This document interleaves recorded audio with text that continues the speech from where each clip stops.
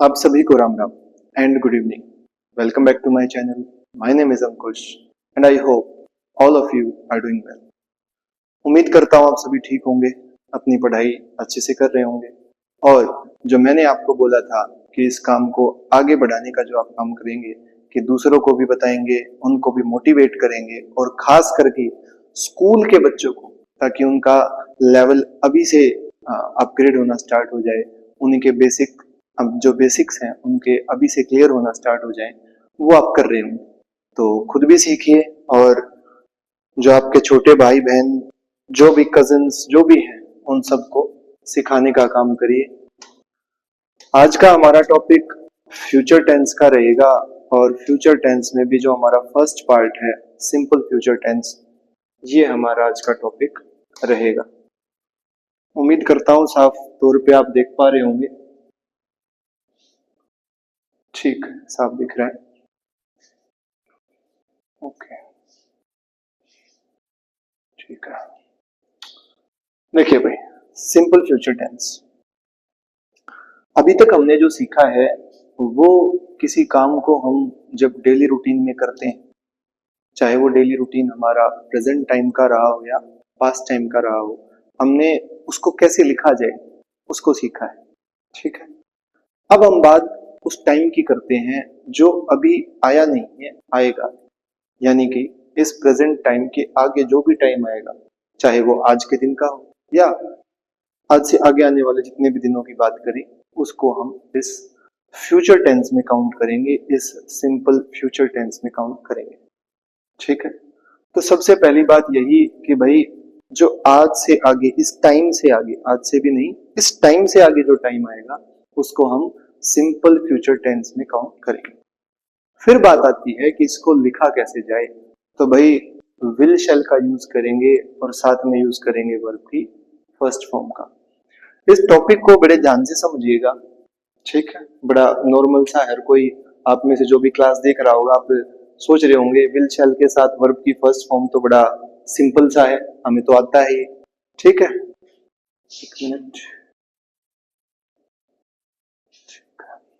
तो आप में से सबको लग रहा होगा विल शैल के साथ वर्ब की फर्स्ट फॉर्म हम सबको आती है। ठीक है, बड़ा सिंपल सा है, इजी सा है। पर यहाँ पे ध्यान से देखिएगा, जो मैं आज आपको बात बताऊंगा खास करके विल शैल के अकॉर्डिंग टू पर्सन कैसे यूज होंगे, कि भाई किसके साथ विल, किसके साथ शैल, ये समझना बहुत जरूरी है। इसमें बड़ा कंफ्यूजन रहता है, तो उसको जरूर समझिएगा, मेरे साथ चलिएगा। देखिए, सबसे पहले सिंपली आपने जब भी स्कूल में इस टॉपिक को पढ़ा होगा या अभी पढ़ रहे होंगे, तो आपने यही पढ़ा होगा कि भाई आई और वी, यानी कि मैं जब अपनी बात करूं आई और हम सब की बात करूं वी, तो इसके साथ हम इस शेल का यूज करते हैं। ठीक है, सबने यही पढ़ा होगा, नहीं पढ़ा तो आप आज जान लीजिए। ठीक है। फिर विल की बात करें तो भाई इन दो से अलावा जो भी बचे, है ना, यू, ही, शी, इट, दे, कोई भी नाउन, है ना, तो उन सब के साथ विल आएगा। ठीक है, यहां तक ओके है बात। शेल आई और वी के साथ और जो भी बचा उसके अलावा वहां आ गया विल। ठीक है, ओके है बात। अब बात आती है कि भाई जो क्वेश्चन करेंगे तो आई और वी के साथ शेल। देखो ये जो पार्ट है, ये जो पार्ट है ये, अब देखो यहां से तो हमेशा मजा आ रहा है, जब आई और वी के साथ शेल तो क्वेश्चन में भी शेल, वो ठीक है ना। ये जो पार्ट है खास करके इसके रिगार्डिंग मैंने लिखा है, इसके रिगार्डिंग मैं आपको बता रहा हूं। अगर आप मॉडर्न कंटेक्स्ट की बात करें, आजकल की बात करें कि भाई आजकल कैसे यूज किया जाता है, तो आप पाएंगे कि इस विल के साथ आई और वी को भी लिख दिया जाता है ना। जब आई और वी की बात करेंगे तो उसके साथ भी हम विल लगा देते हैं, ना कि शेल। ठीक, उसकी भी बात करेंगे कि कैसे एग्जाम में कैसे आएगा, ये तो कंफ्यूजन हो जाएगा, शेल लगाएंगे या विल लगाएंगे, उसकी भी बात करेंगे। पर अभी पहले इस पॉइंट को समझिए कि भाई मॉडर्न कॉन्टेक्स्ट में आई और वी के साथ विल को भी ठीक माना जाता है, पहली बात। दूसरी बात, इस कंडीशन में, इस वाली कंडीशन में, ये वाली जो विल वाली ये है कि भाई हर जगह हर पर्सन के साथ विल लगा देंगे। ऐसे में खासकर याद रखना, जब इंटेरोगेटिव की बात आएगी, क्वेश्चन की बात आएगी, तो वहां पे आई वी के साथ शेल ही आएगा। कि अगर हम आई वी से क्वेश्चन कर रहे हैं तो वहां शैल ही होगा। इस बात को पक्का याद रखिएगा, खासकर इस वाले पार्ट में। ये मत सोच लीजिएगा कि भाई सर ने ये बोला है कि अब सबके साथ आने लगा तो विल से क्वेश्चन भी आई वी का करेंगे, नहीं होगा। जब क्वेश्चन की बात आएगी आई और वी तो शैल ही लेगा। ठीक है, अब बात करते हैं इसकी कि भाई आजकल आप देखते भी होगे अलग अलग जगह पे, जब आप इसको पढ़ते होगे तो आई और वी के साथ विल को ठीक माना जाता है, यूज किया जाता है। ठीक है, अब अगर क्वेश्चन पेपर की बात करें कि भाई क्वेश्चन में मान लो एक क्वेश्चन आ गया और आपको विल भी दे दिया और शेल भी दे दिया। देखिए कभी भी ऐसा नहीं होता कि आपको दोनों दे, कभी भी ऐसा नहीं होगा कि दो ऑप्शन ठीक हो। आप वहां पे ध्यान से देखना, वो कहीं ना कहीं कहीं जो मोडाल का यूज करना होता है विल शेल, वो क्वेश्चन तो नहीं है, सिर्फ सिंपल फ्यूचर का क्वेश्चन। अगर क्वेश्चन सिंपल फ्यूचर का है और दोनों ही ऑप्शन दे दिए तो आप वहां पे शेल का यूज करेंगे, वो बात अलग है। बट ऐसा कभी नहीं होता। जैसे कि मैं यहाँ पे क्वेश्चन भी साथ में लेके आया हूं, है ना, जो आपको थोड़ा सा और क्लियर करेगा। देखिए इस वाले पॉइंट, विल वाले पॉइंट पे यहाँ नीचे चलेंगे। क्वेश्चन ये आया हुआ है, एक कॉम्पिटिटिव एग्जाम का एक क्वेश्चन है और ये क्वेश्चन आया था I blank a new car next week, कि भाई मैं नेक्स्ट वीक डैश दे दिया और खरीदने की बात है तो नेक्स्ट वीक, अभी नहीं आया वो टाइम, नेक्स्ट वीक करेगा वो काम। ऑप्शन देखिए क्या दीजिए। ऑप्शन इसमें दे रखे हैं am buying, can buy, will by, have bought. ठीक, यहाँ पे ध्यान से देखिए, विल बाई का तो ऑप्शन है, विल शेल में से शेल नहीं लगा रखा, will by, will plus verb की फर्स्ट फॉर्म का ही ऑप्शन है। तभी यहाँ पे जो आंसर भी दिया गया वो ये वाला दिया गया हमारा, विल बाई वाला। अभी जब मैं आपको पॉइंट कह रहा था कि विल को आई के साथ सही माना जाता है। ठीक है, शेल नहीं दे रखा यहाँ पे, दो ऑप्शन नहीं दे रखे, यहाँ पे सिर्फ विल ही ऑप्शन है। तो वही मैं पॉइंट आपको कह रहा था कि ऐसा नहीं होता कि दोनों ऑप्शन जो ठीक हो वो हो जाए, ऐसा नहीं होता। ठीक है, तो इस पॉइंट को याद रखिएगा। अगर आपके सामने विल से विल लगने की जगह छोड़ दे, ऑप्शन में विल दे दें बस, और आई और या वी से, या तो आई से या वी से, इन दो पर्सन से क्वेश्चन, ये दो पर्सन कोई एक पर्सन का यूज हो और क्वेश्चन आ जाए कोई भी, और सिर्फ ऑप्शन में आपको विल प्लस वर्ब की फर्स्ट फॉर्म दिखे, तो आप समझ लीजिए इसका आंसर वही होगा। अब ये मत समझिएगा ये तो क्वेश्चन ही गलत है, तो ग्रेस मार्क सबको मिल जाएगा, ऐसा नहीं होने वाला है। अक्सर हमें ये गलत फहमी हो जाती है कि भाई तो क्वेश्चन ही गलत था, वो मार्क्स सबके गिन लेते हैं। ठीक है, तो इस पॉइंट को याद रखिएगा कि भाई विल को सही माना जाता है। ठीक है, चलिए आगे बढ़ते हैं। पर इस बात पे भी ध्यान दीजिएगा, कई जगह जब ऐसे क्वेश्चन भी होते हैं जहां पे विल को देते नहीं, शैल को ही देते हैं, इस बात को भी याद रखिएगा। ठीक है, तो ऑप्शन देख लीजिए आपके सामने ऑप्शन क्या है। बट स्टिल जब इंटेरोगेटिव की बात करेंगे, क्वेश्चन बनाने की बात करेंगे, तो आई वी के साथ शैल ही आएगा। ये परमानेंट सिचुएशन, इसमें कोई चेंज नहीं है, कोई एक्सेप्शन नहीं है। बस ये एक्सेप्शन वो भी अभी थोड़े टाइम से जो फॉलो होने हुआ है, ये हुआ है, इसको याद रखना। ठीक है, चलिए अभी कुछ example. I shall go to Delhi tomorrow, कि भाई कल मैं दिल्ली जाऊंगा। We shall not get good result if we don't work hard, भाई हमें अच्छा रिजल्ट नहीं मिलेगा अगर क्या हुआ, हमने मेहनत नहीं की तो।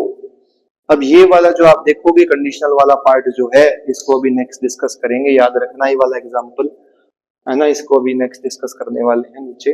ठीक है, we shall not get good marks if we don't work hard. हम अक्सर क्या करते हैं कि भाई ये तो वर्क हार्ड तो आगे करेंगे, यहाँ पे भी साथ में विल शैल लगाएं, बट ऐसा नहीं करना होता, जो कि अभी आगे कंडीशनल्स में हम डिस्कस करेंगे। नेक्स्ट है विल यू हेल्प मी, क्या तुम मेरी मदद करोगे। हमने विल को आगे लगाया और क्वेश्चन कर दिया। ठीक है, देखो आई और वी नहीं था, देखो ध्यान दो ना, यहाँ पे आई था ना वी था, इसलिए विल से कर दिया, इस बात का ध्यान देना। नेक्स्ट में आई दे रखा, ये दे रखा, तो हमने जब क्वेश्चन किया वो शेल से किया है, ना कि विल से, है ना। Question mark interrogative, shall I come tomorrow, क्या मैं कल आ सकता हूँ।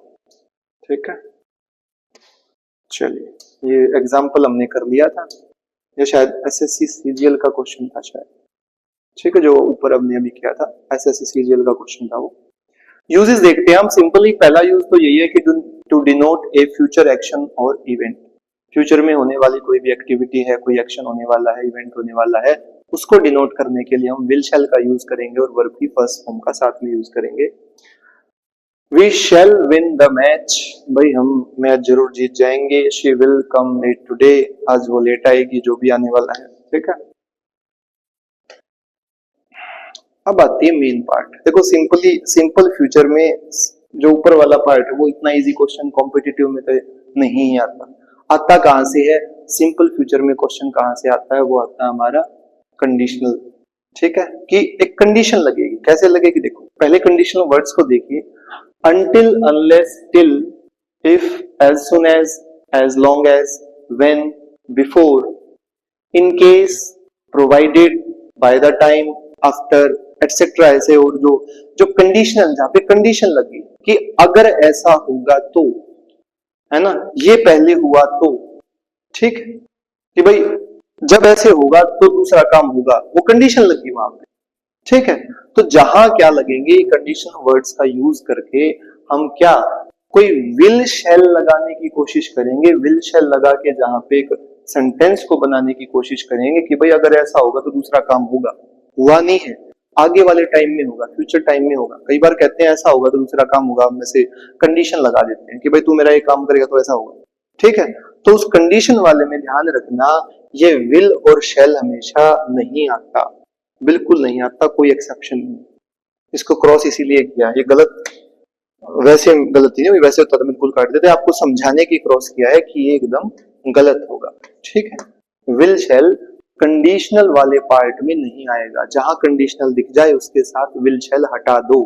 एरर का क्वेश्चन इसी वे में आता है कि आपको कंडीशनल लगाएंगे, सेंटेंस में विल शैल साथ में दे देंगे और बोलेंगे find out the error. Okay, देखिए आगे और कह रहे हैं जो उसके साथ सेकंड सेंटेंस होगा उसी में जो एक और पार्ट मिलेगा, आगे मिले पीछे मिले, उसकी आप ये फिक्स मत करने कि भाई कंडीशनल आगे ही लगेगा या पीछे ही लगेगा, पर जहां लगेगा वो अपने साथ विल या शैल नहीं लेगा। और उसके अलावा जो सेंटेंस है उसमें विल शैल आएगा। ये स्ट्रक्चर है कि कंडीशनल वाले में विल शैल नहीं आएगा और दूसरे वाले में आएगा। देखिए, if you work hard you will pass. यहाँ पे देखो कंडीशन किसने लगाई है? इस इफ ने। अगर मेहनत करोगे, इफ यू वर्क हार्ड, अगर मेहनत करोगे तो तुम पास हो जाओगे। तो हमने सेकंड वाले में तो विल लगा दिया, ये लगा दिया, पर यहां हमने नहीं लगाया, ठीक है, इसलिए ठीक हुआ है। ओके, एग्जाम में क्या कर देंगे? यहाँ पे if you will work hard कर देंगे, यहाँ पे विल को ऐड कर देंगे, यहाँ को ऐड कर देंगे, और आपको पता चल जाना चाहिए देखते ही भाई ये कंडीशनल ये लगी हुई, तो कंडीशनल वाले में हम विल को नहीं लगाएंगे। आप उसको फाइंड आउट द एरर में बता दो भाई इस वाले पार्ट में एरर है, बस हो गया हमारा काम। If I shall come tomorrow I shall call you, अगर मैं कल आऊंगा तो तेरे पास कॉल कर लूंगा। तो हमने शुरू में ही देख लिया भाई ये इफ लगा हुआ है, ठीक है, जहां कंडीशनल लग गया वहां विल शैल नहीं आएगा, तो हमने इस शैल को यहां से क्या कर दिया? हटा दिया। अब ठीक है, इफ आई कम टुमारो, अगर मैं कल आया, आई शैल कॉल यू, तुम्हारे पास कॉल कर लूंगा। The train will not start until, train नहीं चलेगी जब तक, क्या कब तक भाई? The guard will blow the whistle. अब देखो कंडीशन इस वाले में नहीं बाद वाले में लगी है ना, ये इस वाले में नहीं लगी, यहां लगी है, ये अंटिल यहां आ गया, तो अंटिल वाले में विल शैल नहीं आएगा, ठीक है। तो अंटिल द गार्ड, ये विल ब्लो को हटा देंगे। और एक बात को ध्यान दो, द गार्ड सिंगुलर है इसलिए ब्लोज आया है, इस बात का भी ध्यान करना भाई, ठीक है, कि सिंगुलर प्लूरल जो हमने शुरू से सीख रहे हैं, फर्स्ट पार्ट में भी सीखा था, बड़े डिटेल में सीखा था, और आगे सब्जेक्ट वर्ब एग्रीमेंट में भी दोबारा इस काम को करेंगे, ठीक है। तो क्या कह रहे हैं? The train will not start, train जब तक स्टार्ट नहीं होगी, कब तक? क्या है कंडीशन यहाँ पे? Until the guard will blow लिख रखा है, तो कंडीशन के साथ विल शैल नहीं आएगा। तो इस वाले पार्ट को हमने हटाया, हमने देखा द गार्ड है सिंगुलर एक है, तो वहां पे SEIS लगाते ही हैं, याद होगा आपको, आई होप आपने देखा होगा वो पार्ट, ठीक है। तो ब्लोज आ गया, ओके। ऐसा कोई मुश्किल काम नहीं है, आपने पहले बहुत बार किए होंगे सब, ठीक। और जिन्होंने नहीं किए भाई तो सीख लो, जिन्होंने कर रखे हैं अच्छी बात है, रिवाइज करो। When I will get back, यहां पे कंडीशन ये लग गई क्या, ये लग गई When I will get back, I shall pay back the money that I borrowed from you last month. जब मैं वापस आऊंगा तब मैं तुम्हारे वो पैसे दे दूंगा, कौन से, जो मैंने तुमसे पिछले महीने उधार लिए थे, ठीक है। और बार बार आपको पता ही है भाई, ये सारे क्वेश्चन वो हैं जो प्रीवियसली कॉम्पिटिटिव एग्जाम्स में आ चुके, अब वो चाहे HSC वाले में आए हो या SSC वाले में आए हो, आई है कॉम्पिटिटिव एग्जाम में से, ठीक है। उसमें कोई ऐसा बड़ा डिफरेंस नहीं होता कि वो एक मुश्किल पूछ रहे हैं एक आसान पूछ रहे हैं। बार बार मैं आपको वही कहता हूँ, कॉन्सेप्ट अगर आ गया तो फिर हमारा काम आसान हो जाता है। तो बेटा ध्यान दो, व्हेन इधर लगा हुआ है तो व्हेन लगते ही हमें पता चल गया जो कंडीशनल उसके साथ विल शैल नहीं आएगा, तो हमने इसको बाहर निकाला और अब हमारा सेंटेंस ठीक है। एक और बात यहाँ पे इंपॉर्टेंट हो जाती है, अगर आपको पता है तो अच्छी बात, और नहीं पता तो सीख लो, कि जो व्हेन है ये दो काम करता है और दोनों अलग अलग काम करता है। क्या दोनों अलग अलग काम भाई, एक व्हेन काम करता है टाइम को शो करने का, टाइम बताने का, ठीक है, कि भाई उस टाइम के बारे में वो पूछ रहा है व्हेन का यूज करके, और दूसरा काम होता है कंडीशनल का। व्हेन किसका काम करता है, दूसरा कंडीशनल का। तो ध्यान दो, जब व्हेन का यूज हम टाइम पूछने के लिए करें कि भाई वो टाइम कब करेगा, है ना, वो काम कब करेगा, किस टाइम में करेगा, अगर हम ऐसे उसका यूज कर रहे हैं तो उस व्हेन के साथ विल और शैल का यूज ठीक माना जाएगा। मैं बार बार आपको कहता हूं कि सेंस बनाना जरूरी है।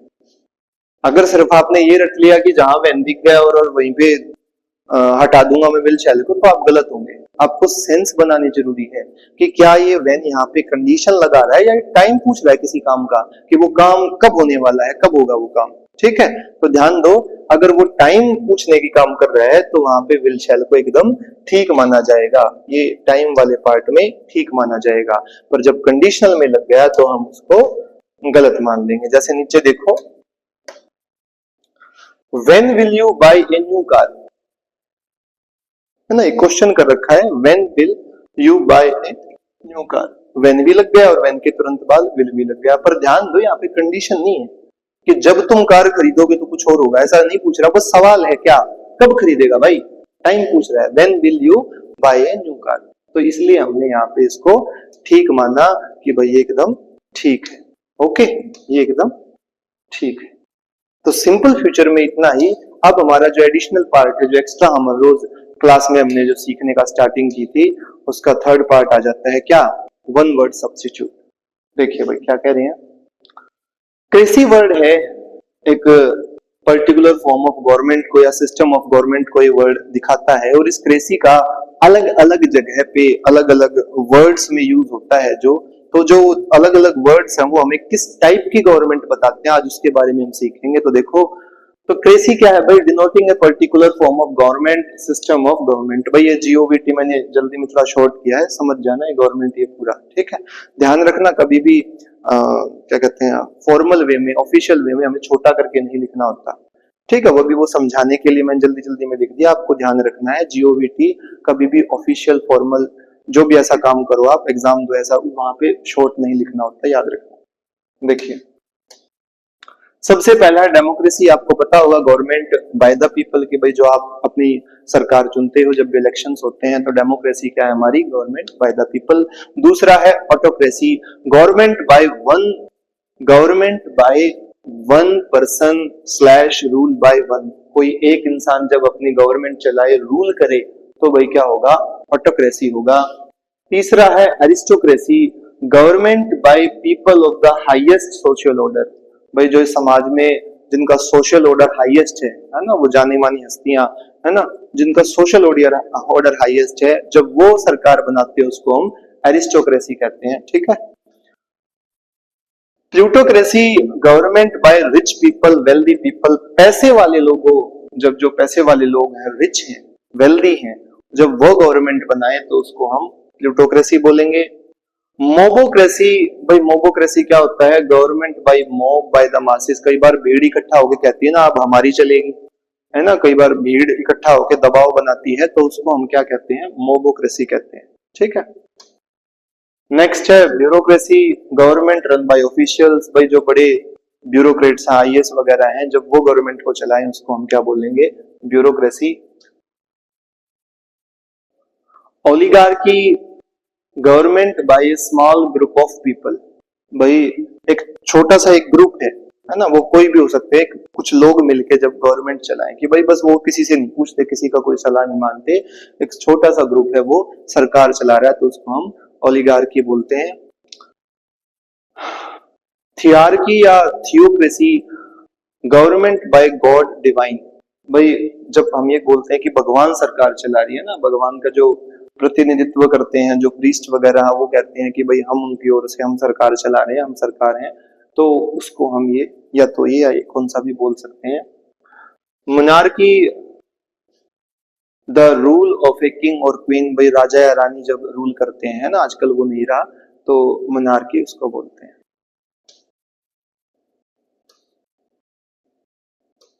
नेक्स्ट देखिए इडियम्स एंड फ्रेजेस।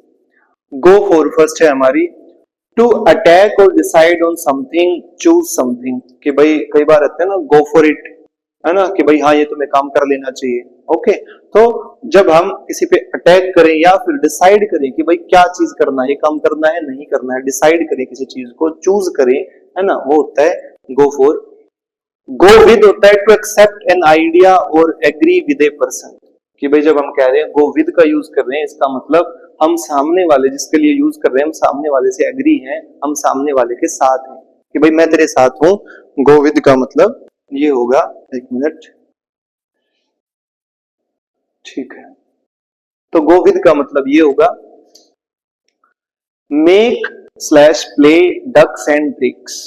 देखिए या तो मेक होगा या प्ले हो जाएगा, ठीक है, ये दोनों नहीं आते, एक आ जाएगा कौन सा भी। टू बिहेव रेकलेसली, कि भाई बिना सोचे समझे रेकलेसली जब आप बिहेव करो। टू स्क्वांडर, स्क्वांडर होता है वेस्ट करना। क्या वेस्ट करना? या तो आप अपना टाइम वेस्ट करो या वेल्थ को वेस्ट करो, पैसा टाइम सब वेस्ट करते हो, खासकर पैसा वेस्ट करते हो, तो उसको हम क्या कहते हैं? Make play ducks and drakes. ठीक है, प्ले डक्स एंड ड्रेक्स या make ducks and drakes. Make the most of, use to the best advantage. भाई जब आप किसी चीज का मैक्सिमम रिजल्ट उठाना चाहते हो, मैक्सिमम रिजल्ट उसमें से निकालना चाहते हो, तो हम क्या कहेंगे? मेक द मोस्ट ऑफ, है ना, जो भी चीज आगे होगी उसका लगा देंगे आगे, कि भाई इसमें से जितना तू सीख सकता है ना। जैसे मैं कहूँ कि भाई ये क्लासेस तुम्हारे पास घर पे फ्री आ रही है, फ्री ऑफ कॉस्ट है, घर बैठ के कहीं नहीं जाना, किसी को कुछ देना भी नहीं, ठीक है, तो आप क्या करो? मेक मोस्ट ऑफ इट, कि भाई इसमें से जितना सीख सको वो सीख लो। ठीक है भाई, ठीक है, आप में से कोई कहे मेरे को तो सब कुछ आ गया, ठीक है भाई, आप और कहीं देखो जहां पे आप और ज्यादा कुछ बड़ा सीख सकते हो, पर मेरे हिसाब से कंटेंट वाइज और सिखाने वाइज काफी कुछ मतलब मोस्टली कवर हो रहा है इसके अंदर। ठीक है, ये स्टार्टिंग के लेक्चर में कुछ चीजें रहती थी भाई, इडियम्स फ्रेजेस और ये सब रहती थी, वो हमने ऐड कर ली है। ओके, तो हम क्या कहेंगे? मेक द मोस्ट ऑफ, कि भाई इसमें से जितना सीख सके इसका मैक्सिमम जो फायदा है वो उठा ले। नो लव लॉस्ट बिटवीन, भाई जब आप एक म्यूचुअल डिसलाइक आपके अंदर हो, बीच में हो, दो लोगों के बीच में, कि भाई दोनों एक दूसरे को पसंद ना करते हो, है ना, दोनों एक अच्छी टर्म्स में ना हो, दोनों के आपस में बनती ना हो, तो वहां पे हम क्या यूज करते हैं? No love lost between. आगे देखिए कुछ प्रीपोजिशनल फ्रेजेस हैं। इन फेवर ऑफ, ये तो आपने बहुत बार सुना होगा, जब आप किसी का सपोर्ट करते हो, है ना, इन फेवर ऑफ जब आप किसी का सपोर्ट करते हो। इन फ्लेम्स, जब कोई चीज जल रही है और जल ऐसे रही है कि आप उसके प्रॉपर फ्लेम्स एकदम ऐसे लपटे देख पा रहे हो, तो उसको हम बोलेंगे in flames. In a flash, जब क्विकली कोई काम, कि भाई इन ए फ्लैश, तुमने जैसे चूहे को देखते हैं कि भाई इन ए फ्लैश एकदम देखते ही यहां दिखा और फिर दिखा ही नहीं, तो बहुत सडनली जब कोई मूवमेंट होती है, कोई काम होता है, उसके लिए यूज करते हैं in a flash. In full with nothing missing completely, कि भाई जब पूरे की बात करें, कुछ भी मिस नहीं हुआ है वहां से, एकदम कंप्लीट जो भी वो काम है, उसके लिए हम यूज करते हैं इन फुल। एट टाइम्स मतलब कि समटाइम्स, एट टाइम जब भी यूज करेंगे मतलब हम कह रहे हैं कभी कभी कभी की बात हो रही है, समटाइम्स कभी कभार की बात हो रही है। ठीक है, तो भाई आज की हमारी क्लास इतनी, उम्मीद करता हूँ आप सीख रहे होंगे मेरे के साथ। और भाई आपको जो बात मैंने बोली थी स्टार्टिंग से, जो फर्स्ट लेक्चर से हम बात कर रहे हैं, कि भाई कोशिश करो तुम भी सीखो, औरों को भी सिखाओ, ठीक है। और मैंने अभी जैसे रिसेंटली जो कल शायद, हाँ, जो शॉर्ट अपलोड करी थी उसमें भी मैंने आपको यही बोला था कि हेल्प करो, जो भी आपसे बन पड़ता है ना। जरूरी नहीं कि भाई एक, जैसे मैं आपको पढ़ा रहा हूं तो आप दूसरे को पढ़ाने ही लग जाओ कि भाई मैं तो हेल्प पढ़ा के ही करूंगा। तो हेल्प जैसे बन पाए, है ना। मैंने आपको बोला था भी कोई भी एनिमल है, गाय है, कोई भी पक्षी है, कोई अलग जानवर, कोई भी है, उसको कुछ खिला दो, वो भी एक हेल्प है। इंसान की किसी भी वे में हेल्प कर सकते हो वो कर दो, तो वो सब आपको करना चाहिए। और भाई आ, और क्या आपके साथ शेयर करना था, तो यही है भाई, हेल्प करो, बेसिकली तो यही है, एक दूसरे की हेल्प करो, और जो भी आप कर पाओ वो हेल्प करिए, और बाकी खुद भी पढ़िए, बच्चों को साथ में लेके चलिए भाई, ठीक है। और खास करके स्कूल के बच्चे, ताकि वो, आप में से कई जो भाई बहन है वो ऐसे हैं जो स्कूल से पास आउट हो चुके हैं और अभी भी उनकी जो जो तैयारी है इंग्लिश को लेकर या किसी भी सब्जेक्ट को लेकर वो बड़ी वीक है, क्योंकि आपने स्कूल में शायद उतना अच्छा नहीं किया, कोई भी रीजन रह सकता है। पर अगर आप स्कूल में अच्छे से कवर कर लेते हैं जो भी आपने स्ट्रीम ली है उसमें, तो मेरे हिसाब से 70 to 80%, इवन 90% कई बार अगर आपने ढंग से पढ़ा, उसको डिटेल में पढ़ा, तो कवर हो जाता है। फिर आपको बस वो ब्रश अप करना है ना, मतलब चीजों को थोड़ा ऐड ऑन करना है। और अगर स्कूल में कुछ भी नहीं पढ़ा, 12th ऐसे ही करके निकल गए बस, तो क्या होगा, आपको स्क्रैच से एकदम नीचे से स्टार्ट करना होगा, है ना। फिर उसमें टाइम लगेगा, क्यों, जो साथ के साथ चल रहा है वो भी पढ़ना पड़ेगा और नीचे से स्क्रैच से उठानी पड़ेंगी चीजें वो भी। तो आपको खुद भी ये काम करना है। अब आप, अगर आप पास आउट हो चुके हैं तो जो स्कूल में उनको समझाओ, बिठाओ पास में और पढ़ाओ उनको, ठीक है, हेल्प करो उनकी। चलिए आज के लिए इतना ही, बाय बाय।